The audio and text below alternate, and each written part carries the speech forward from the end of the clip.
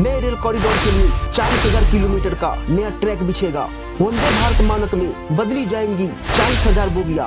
वित्त मंत्री निर्मला सीतारामन ने 1 फरवरी को पेश हुए अंतरिम बजट में रेलवे को लेकर कई बड़े ऐलान किया। वहीं 3 नए कॉरिडोर विकसित करने का भी ऐलान किया गया है। ये कॉरिडोर देश के विकास की गति को बढ़ाने में अहम भूमिका निभाएंगे।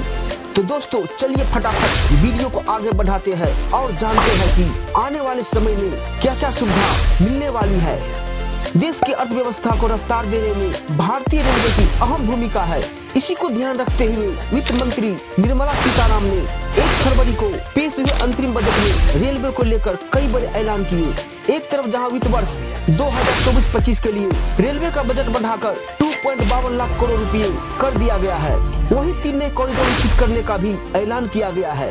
ये कॉरिडोर देश के विकास की गति को बढ़ाने में अहम भूमिका निभाएंगे। इनसे लॉजिस्टिक्स की लागत कम करने में मदद मिलेगी। वित्त मंत्री ने यात्रियों की सुरक्षा और सुविधा में सुधार के लिए 40,000 बोगियों को वंदे भारत मानक में बदलने की भी घोषणा की है। एयरपोर्ट, फ्लाईओवर, एक्सप्रेसवे बनने से कनेक्टिविटी सुधरेगी। पिछले साल के बजट में मोदी सरकार ने रेलवे पर सबसे ज्यादा फोकस किया था। साल 2023 के 45 लाख करोड़ रुपए के टोटल बजट में रेलवे के हिस्से में 2.4 लाख करोड़ रुपए आए थे। रेलवे को बजट में आवंटन लगातार बढ़ता गया है। 5 साल पहले यानी 2000 का बजट में रेलवे को 69,967 करोड़ रुपए आवंटित किए गए थे। उसके बाद साल 2020 में 70,250 करोड़ रुपए दिए गए थे। उसके 1 साल बाद यानी 2021 में पहली बार रेलवे का बजट 1 लाख करोड़ रुपए के पार निकला था। वहीं 2023 में यानी पिछले साल रेलवे का बजट आवंटन पहली बार 2 लाख करोड़ रुपए पार निकला था। मोदी सरकार से पहले रेलवे के लिए अलग से बजट पेश किया जाता था। साल 2017 से यह परंपरा बदल गई। उस साल तत्कालीन वित्त मंत्री अरुण जेटली ने जो आम बजट पेश किया था, रेलवे का बजट उसी का हिस्सा था। उससे पहले तक रेल मंत्री के द्वारा अलग से रेल बजट में पेश किया जाता रहा था। अब बीते 7 सालों में रेलवे का बजट आम बजट के हिस्से के रूप में ही आ रहा है। प्रधानमंत्री नरेंद्र मोदी ने साल 2021 में मल्टी मॉडल कनेक्टिविटी के लिए पीएम गति शक्ति राष्ट्रीय मास्टर प्लान का शुभारंभ किया था।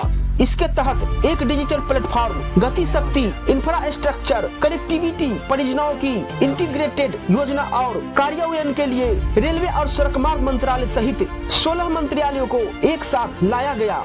इसमें भारतमाला, सागरमाला, अंतर्देशीय जलमार्ग, भूमि बंदरगाह, उड़ान आदि जैसे विभिन्न मंत्रालयों और राज्य सरकार की बुनियादी ढांचा योजनाओं को शामिल किया गया। कनेक्टिविटी में सुधार और भारतीय व्यवसायों को अधिक प्रतिस्पर्धी बनाने के लिए आर्थिक क्षेत्र जैसे कपड़ा उद्योग, फार्मास्यूटिकल उद्योग, रक्षा गलियारे, इलेक्ट्रॉनिक पार्क, औद्योगिक गलियारे, मत्स्य पालन उद्योग, कृषि क्षेत्रों को कवर किया गया। मल्टी मॉडल कनेक्टिविटी परिवहन के एक माध्यम से दूसरे माध्यम में लोग, वस्तुओं और सेवाओं की आवाजाही के लिए एकीकृत और निर्बाध कनेक्टिविटी प्रोवाइड कर रही है। यह वित्त मंत्री निर्मला सीतारामन का पहला अंतरिम बजट है।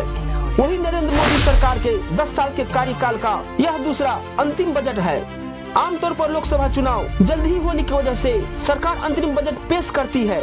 इस बजट के जरिए सरकार को जब तक खर्च करने की इजाजत मिलती, जब तक कि नई सरकार पूर्ण बजट पारित नहीं कर देती। बता दें कि यह निर्मला सीतारामन का कुल 6ठा बजट है।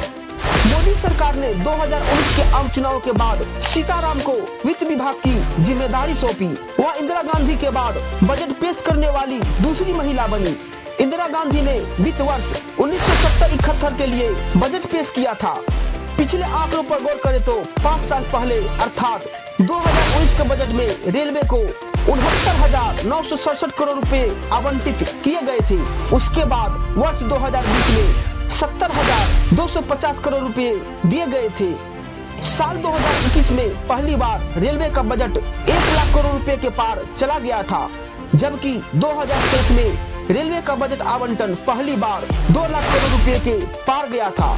2022 में रेलवे ने वित्त वर्ष 2028 तक बुनियादी ढांचे का विस्तार करने की योजना बनाई, ताकि वित्त वर्ष 2030 तक 3,000 मिलियन टन माल ढुलाई की जा सके, जिसे मिशन 3000 MT नाम दिया गया। मिशन 3000 MT के अंतर्गत 5 वर्षों में पूरा करने के लिए 1200 से अधिक परियोजनाएं हैं, जिनकी लागत लगभग 8.45 ट्रिलियन रुपये है। ये परियोजनाएं पूर्ण के अलग अलग फेज में चल रही है। FY23 में रेलवे ने 512 मिलियन टन लोड किया, जो FY 21-22 के 1418 मिलियन टन से 6.63% अधिक है, जो एक वित्तीय वर्ष में अब तक की सबसे अधिक लोडिंग है।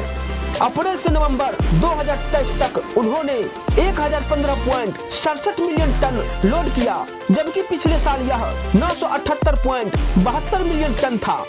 दोस्तों, आज की वीडियो यहीं पे खत्म होती है। आप अपने भाई विनोद के इस चैनल को सब्सक्राइब करें, वीडियो लाइक शेयर करें। Thanks for watching. May you always be happy.